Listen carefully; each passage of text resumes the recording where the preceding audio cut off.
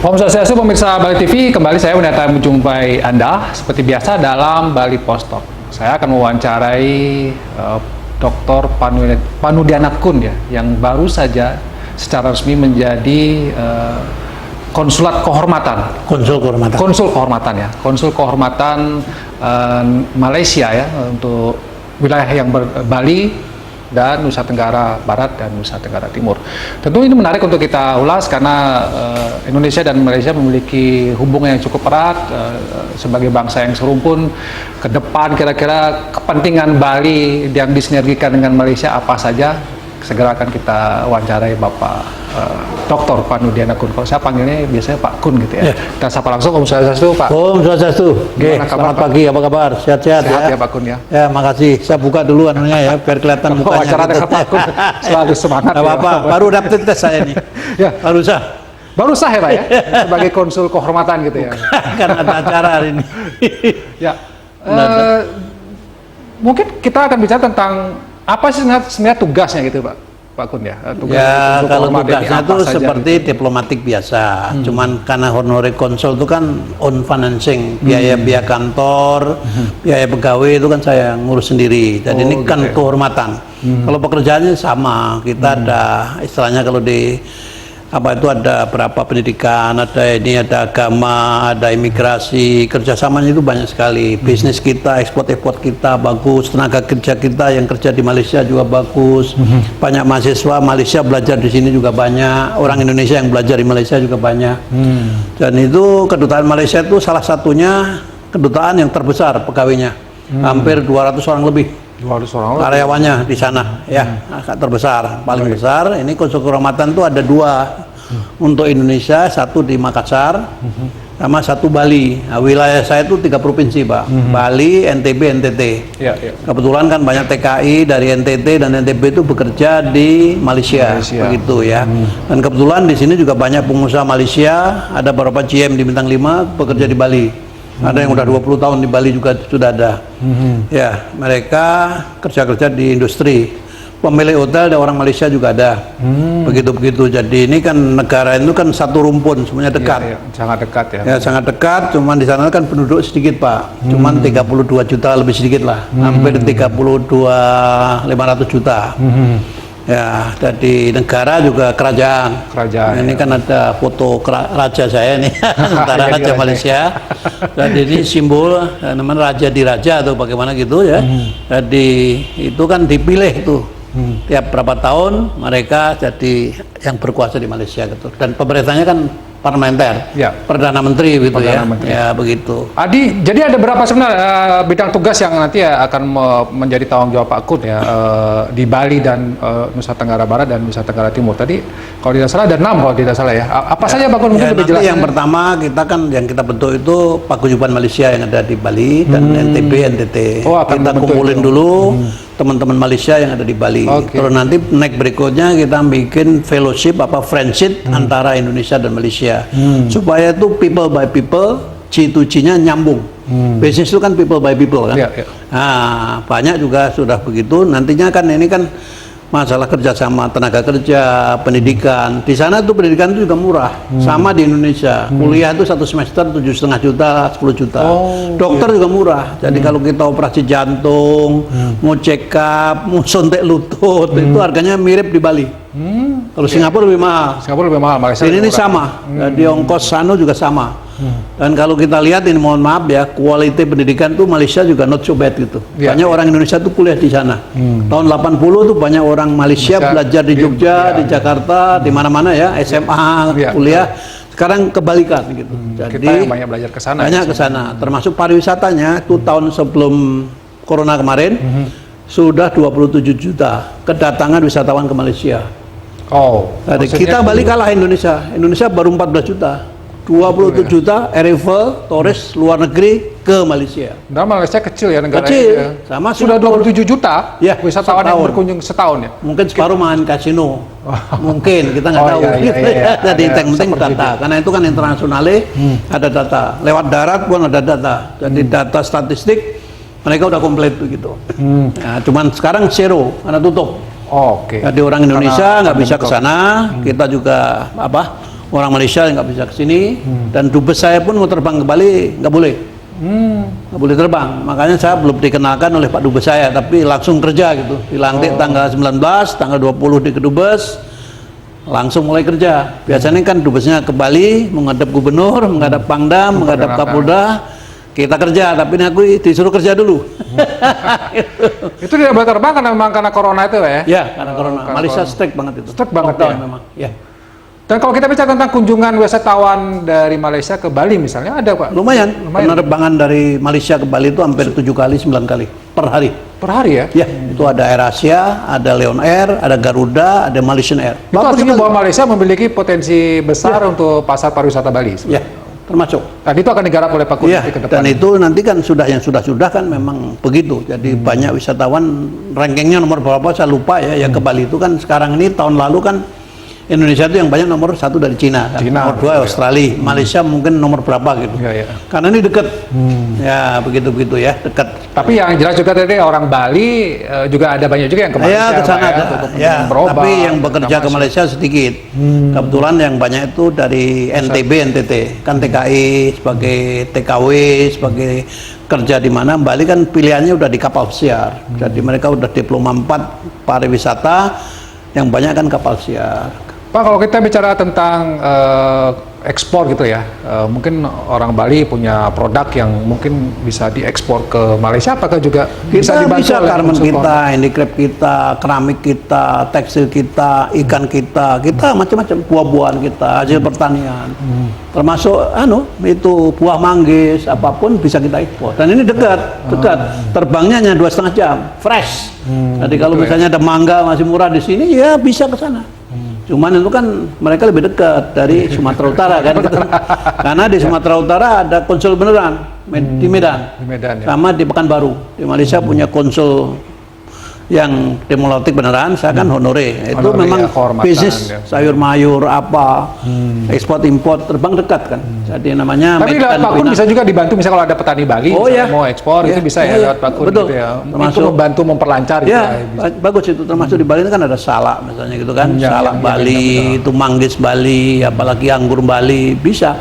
Cuman ini kan kedatakan dan kebetulan ada pesawat. Itu hanya 2,5 jam, kan fresh. Kalau kita mau ekspor ikan segar pun bisa. Jadi ini potensial karena kebetulan per kapitanya Malaysia itu udah lebih tinggi daripada kita. Betul. Jauh lebih tinggi. Ya. Lebih tinggi. Jadi mohon maaf, jadi barang-barang yang diproduksi di sini bisa ke sana. Karena di Malaysia itu kalau TKI kita yang kerja di perkebunan tuh, kalau yang S1 gaji udah berapa ya? Tinggi sekali. Tinggi ya Pak ya? Tinggi sekali. Oh, lebih tinggi daripada gaji ya, di tinggi. Indonesia. Makanya kan banyak insinyur perkebunan, pertanian, itu kerja di sana. Di proyek-proyek juga banyak. Nah, begitu ya. Dan termasuk juga mungkin tentang kebudayaan juga akan culture mirip-mirip. Culture ya Bali. Kadang-kadang saling klaim memang kadang-kadang. Misalnya Reok Ponorogo, itu kan orang-orang itu mirip. Sebenarnya dulu satu rumpun kan. Waktu belum jadi Indonesia, belum jadi Malaysia itu kan dijajah oleh Belanda, oleh Inggris, oleh Portugis, oleh apa itu kan belum negara waktu itu. Raja-raja semua, termasuk Bali kan. Bali dijajah kan bukan Indonesia, dijajah kan raja-raja Bali. Raja-raja Bali ya. Gitu, itu Malaysia sama sebetulnya. Ya, kita Bali juga pernah ada kasus bagaimana tari legong apa tari apa itu diakui oleh Malaysia, itu sempat ramai gitu ya. Mungkin dia kalau ada konsul kehormatan mungkin bisa dijembati itu nanti kan bisa kita talking about masalah batik, kadang-kadang begitu. Di sana juga industri batik ada. Cuma harga lebih mahal, murahan di Thailand. Jadi kalau di ASEAN itu yang negara terkaya kan Singapura, Brunei Darussalam, Malaysia. Kita di atas Filipina. Dan di atas Vietnam, Kamboja, gitu. Itu kan 10 negara kan. Indonesia itu nomor 5 kalau kalah secara ekonomi. Kalau penduduk kita nomor 1. 260 juta. Ya, kalau pendapatan per kapita Singapura itu udah kayak Eropa. Jadi kita baru $4.000 GDP per kapita per tahun. Malaysia itu udah hampir 10 kali lebih. ya. Jadi kalau Singapura lebih tinggi lagi. Udah memang negara bukan negara berkembang lagi kalau Singapura, sudah negara maju. Jadi gitu kita itu tetangga kita juga kan. Ya, betul, gitu. Singapura. Ya. Pak Kun, mungkin masyarakat pemirsa ya Bali TV yang di Bali ya, mungkin juga siaran kita bisa ditangkap di Nusa Tenggara Barat, kemudian Nusa Tenggara Timur. Ya. Jika terjadi sesuatu misalnya mereka TKI misalnya yang kerja di Malaysia atau butuh tadi ekspor impor, bagaimana prosedurnya? Apakah memang wajib harus pengetahuan dari konsul kehormatan ini atau seperti apa Pak? Oh, tidak, itu kalau yang urusan visa itu yang ngurus Jakarta. Tetap Jakarta ya, Pak. Kalau kita misalnya ada apa itu kita bantu gitu. Membantu misalnya ya, ada orang overstay atau apa kita bisa bantu mengenalkan apa, membantu urusan itu. Cari solusi itu. Ya, ada orang mau nikah, misalnya orang Malaysia di sini mau nikah dengan orang Bali. Itu yang ngurus Jakarta, kita ngasih rekomendasi itu biasa. Itu kan ada orang Bali yang nikah dengan Malaysia, orang Malaysia nikah dengan sini itu biasa. Jadi itu kan kita bantu. Jadi administrasinya, kan komunikasinya ketemu siapa. Nah, di Malaysia itu kalau nikah misalnya ya boleh campuran Bali Malaysia atau Jogja Malaysia, ngikuti agama satu. Nggak boleh beda agama, bukan catatan sipil. Kita dulu kan boleh, dari sama di Indonesia persis, harus ngalah salah satu. Kalau yang Hindu, yang Muslim nanti salah satu ngalah, mau ke Muslim atau kemana, nikahnya begitu. Nah, gitu-gitu ya. Gitu. Jadi Pak Kun, mungkin juga masyarakat perlu informasi, kenapa tadi Pak Kun bilang Makassar dan Bali gitu ya, yang ada honorary konsulat. Tapi yang konsul beneran Medan sama Pekanbaru. Kenapa Bali dipilih Pak Kun? Bali ini kan luas Pak, sampai NTB NTT. Kebetulan peluang investasi untuk orang Malaysia ke Bali, ke NTT, ke Lombok itu banyak. Iya. Sudah banyak. Terutama sektor pariwisatanya Pak ya. Sektor pariwisatanya juga hotel. Termasuk ada yang mau apa, usaha apa, ada sudah. Hotel-hotel terutama jelas. Kalau industri kan sebagian sudah ada. Industri yang padat karya kan dia milih di Jawa kan, jelas. Kalau Bali kan agak mahal. Kalau misalnya tekstil, produk tekstil agak mahal. Cuman aku ini belum ngumpulin. Nanti ini cepat-cepat tugas saya ngumpulin beliau-beliau itu. Karena orang Malaysia itu harus lapor. Kalau tinggal di sini, kuliah di Bali, sekolah di Bali itu harus lapor sama Pak Kun. ke konsulat terdekat. Ada akun datar aja. Sama orang Indonesia yang belajar di Melbourne, di Sydney, di Amerika harus lapor ke konsulat terdekat. Tapi kalau di Indonesia kan biasanya konsul beneran. Melbourne, di Sydney, di Perth, di mana itu real konsul. Jadi yang negara yang ngeluarin biaya. Jadi ada real konsul, ada honorary konsul gitu ya Pak ya. Tapi sangat membantu sekali kalau misalnya ini kehormatan Pak, bahasa Indonesia itu konsul kehormatan. Ini udah ada 22 di Bali Pak.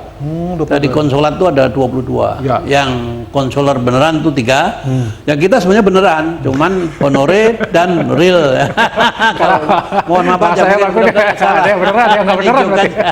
Tapi honorer kalau jobnya sama. Jobnya sama Pak ya. Sama aja. Cuma bedanya nggak digaji gitu ya Pak. Ya, kan namanya kehormatan. Ya, gitu. Tapi saya kira akan sangat membantu sekali ya bagi kepentingan Bali juga di masa depan. Mungkin Pak Kun punya apa ya, himbauan mungkin ya, atau pesan himbauannya buat warga begini. Malaysia yang ada di Bali, di NTT, atau warga kita yang punya kepentingan dengan Malaysia Pak. Silakan. Jadi ini teman-teman Malaysia yang ada di Bali, yang ada di Lombok sekitarnya, yang di NTT, Kupang sekitarnya, silakan melapor ke sini, mendaftar. Jangan lapor aja gratis, nggak perlu ya. Jadi itu mendaftarkan diri. Jadi kalau ada apa-apa itu nanti pemerintah Malaysia akan care kan begitu kan. Misalnya evakuasi atau apa. Jadi kalau udah tahu nih si Datuk siapa tinggal di mana, misalnya tinggal di Peti Tenget, Datuk siapa mungkin tinggal di Nusa Dua, itu nanti akan begitu. Karena ini lagi akan saya bentuk. Kebetulan saya belum sempat juga ketemu konsul yang lama. Konsul yang lama itu kan Pak Cok Aceh. Itu kan sekarang Wakil Gubernur Bali. Mungkin ada data-data yang dulu udah terdaftar. Ini kan saya dilantik baru tanggal 19, tanggal 20. Kebetulan saya setelah itu ke Jogja 2 hari. Baru mulai kerja, ini kan Senin ya, bikin ini bingkai foto misalnya itu bendera depan, yang bendera di depan, bikin belangko-belangko itu kan kartu nama kan baru dibikin. Dan kebetulan memang dubes saya belum bisa ke Bali, jadi saya kerjanya langsung buka kantor. beliaunya sendiri belum pernah lihat kantor saya nih, Pak Dubesnya ini. Gitu ya, mohon maaf aja. Tapi ini bagus sekali, prospek kita kedua negara itu bagus sekali. Makanya nanti akan kita bikin Indonesia Malaysia Friendship, persahabatan dua negara itu Indonesia dan Malaysia. Karena kita ada kerjasama perdagangan, perindustrian, ekspor impor kita, pariwisata kita, kan begitu kira-kira. Terima kasih Pak Kun atas waktunya dan informasi yang sudah diberikan kepada kami, kepada kita pemirsa Beli TV. Ini informasi penting juga buat kita bersama, terutama kaitannya dengan Malaysia, Indonesia ada skup lebih kecil lagi, Bali, NTB dan NTT, sehingga ini mempermudah komunikasi. Ya memang Malaysia dan Indonesia kadang-kadang erat, kadang-kadang ya juga ribut gitu ya, tapi dengan adanya konsul kehormatan mudah-mudahan ini bisa menjembatani komunikasi yang baik, tidak hanya bagi kepentingan Malaysia saja, tapi Bali khususnya sekali lagi untuk ekspor impor, kemudian pariwisata ini juga akan memacu perekonomian kita. Sudah ada orang berpengalaman Pak Kun yang akan menangani ini dan mudah-mudahan ini bisa menjadi solusi terbaik kita dan ya masa pandemi ini juga mudah-mudahan juga segera berakhir sehingga kehidupan bisa normal. Demikian Bali Post Talk ini saya ucapkan terima kasih atas perhatiannya. Saya tutup dengan Promo Santi. Om Santi, Santi, Santi. Terima kasih. Terima kasih. Ya. Pakai lagi Pak. Thank you Pak. Pakai lagi.